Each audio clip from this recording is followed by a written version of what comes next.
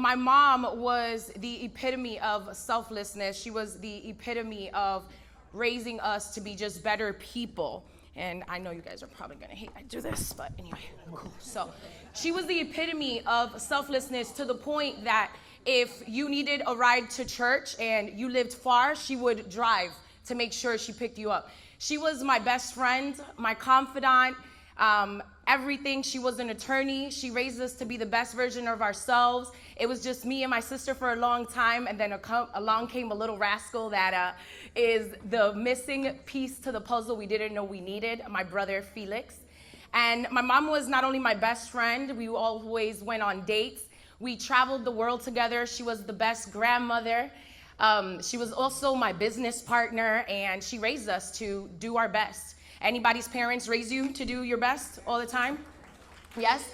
And, you know, I have a master's in international business and finance, and my mother was an attorney. And, you know, I remember when I first embarked upon entrepreneurship. Anybody ever have any dreams? Yes? Cool, 2 people, awesome.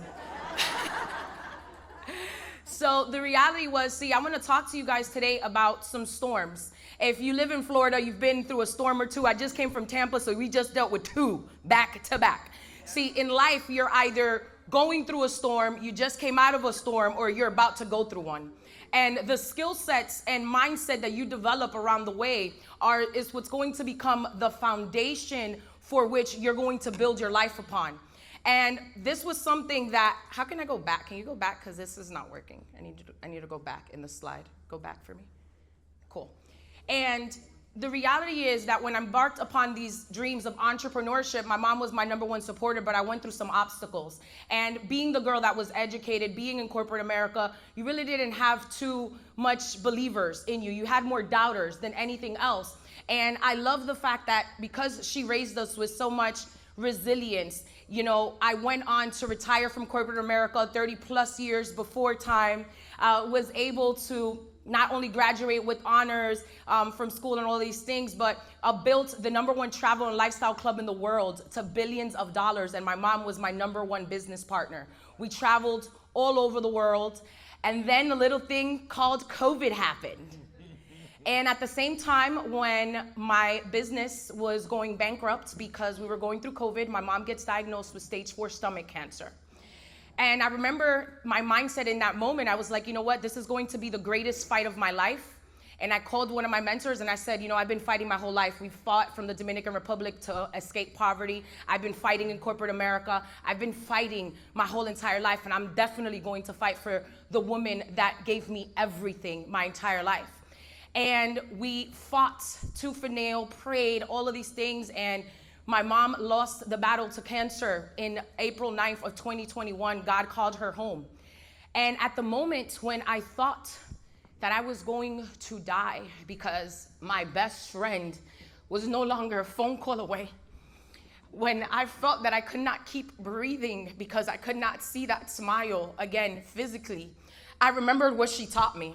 See, that was the last breath she took when I held her hand. And as the moment that I felt was going to die, I remembered that I needed to live because of what she had taught me. And see, that is how you turn your adversity into advantage. You remember what it is. My mother raised me to be a faithful woman. See, faith is my firm foundation. And if you ever want to turn adversity into advantage, you have to have some type of faith. You have to have an unshakable belief. You have to believe in something that's never going to forsake you. You have to believe in something that's going to give you a power. You have to believe in something that's greater than the adversity that you face. And the reality is that your mindset is where your mind sits. And too often we let things rest there that have no business, that do not allow us to grow, that not allow us to get better, that not allow us to get healthier. And I'm telling you, if it's not letting you grow, don't let it sit in your mindset. It is the most expensive piece of real estate. But my faith was such a strong foundation that, see, I understood that the reality of the matter was that he works all things out for our good. The reality of the matter is that the pain is for paradise. The reality of the matter is that I found the community. See, during COVID, my pastor, who is my aunt and one of my mom's best friends and my cousin, and My best friends are in the building. During COVID, we rallied up in the community. That community is what I lead on during the entire process. We had prayer calls every morning, prayer calls in Spanish at night. My friends were getting on. They didn't even know what they were saying, but they was like, amen.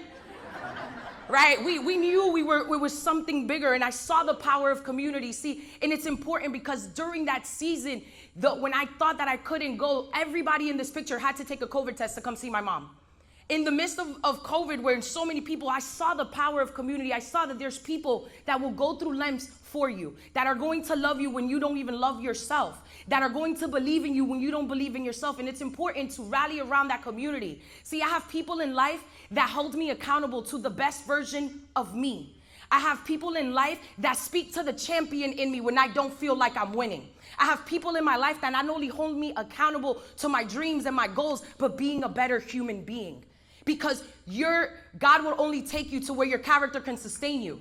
And the reality is that you need good people around you, because iron truly does sharpen iron. See, your circle can truly make you or it can break you. Commitment, it always lasts longer in community. In every aspect of our lives, whether that be our faith, whether that be our fitness, whether that be our family, our fortune, our fun.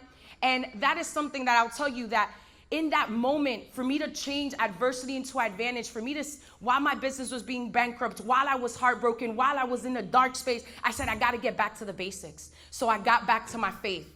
I said, let me invest in a personal trainer. Shout out to Brandon Powell, the best in the game. I had to invest into a life coach. I had to invest into therapy. Yes, right? It's the taboo word nobody want to talk about, but we need it. You always need a judge-free zone. And the reality is, I got too many therapists to name, okay? That's why we're not gonna name them, because there was a lot of them. Sometimes you, at different stages in your life, you're going to need people to show up for you differently.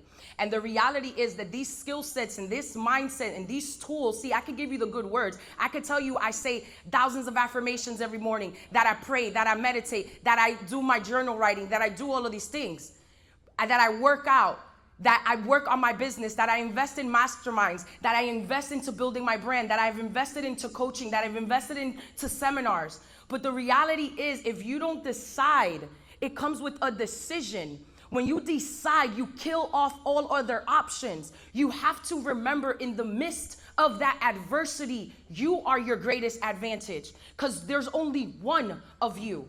And during that time, see, me investing in myself said, I'm going to step into that leader that my mom started developing me as a child. I went from JROTC to ROTC to building in my community. I've been in kids ministry for over 20 years. I've been leading women's business group for over a decade, got back into ministry, got back into impacting people, got back into building my brand. I had unfinished business, so I got back to speaking on stages around the world for building business, building organizations, inspiring people, impacting people's lives. Because the truth of the matter is that the storms are gonna come. They're gonna come. You could put all the shutters up, but you know what that shutter is? Armor. It's like what you putting on as your armor in the morning. What you put in on, what water are you getting? What is your H2O? What's your oxygen? That's your faith. That's your mindset, because they're going to come regardless. And when it gets to that point, you understand that, see, been able to speak on TV on a weekly basis, from Bloom TV to Spanish on Todo Tampa Bay to Great Day Live Tampa Bay, CBS, hosting conferences, understanding that you never let a good suffering go to waste. You could be the victor or you could be the victim. But understanding that you got to live for something greater. I knew I wanted to live for legacy. I knew that to know my mom is to know that she is a love, that she is a light, that she will live on forever. See, what are you living for? I understand that it's for legacy. Ask yourself, what do you want to be remembered for? When you understand that you're living for legacy, you understand it's bigger than you. You understand that plans change, decisions don't. You understand that you have to have a vision that's greater than any opposition, that vision for your life, for your future, that is going to pull you when motivation can no longer push you. But it has to be bigger. See, what are you living for? What do you want to be remembered for? I understood one thing. You are worthy. Everybody repeat after me. I am worthy. I am worthy. Yes, you are. And understand this. There's no adversity. There's no destiny. And you deserve to live your utmost, best, and blessed life. And any adversity that comes your way, understand, because you are worthy, because you deserve it, you too have the power to change that adversity into your advantage. See, it's a choice. I got back to impacting people's lives. These are 4 conferences we just had this year, from Masterminds and Mimosas, goal setting, to Mental Health Matters, to Creators Conference, to a Women's Empowerment Luncheon. So many different things, because the reality is there's no adversity, there's no destiny. Leading retreats of people, impacting people's lives all over the world, because the reality is you are worth it, right? No adversity, no destiny. See, I'm going to leave you with this. Choose your hard. Success is hard. Life is hard. Pain is harder. But you are worthy of every single day. Joy is a choice you deserve. Abundance, prosperity, they are your birthrights. So when you face that adversity, understand this.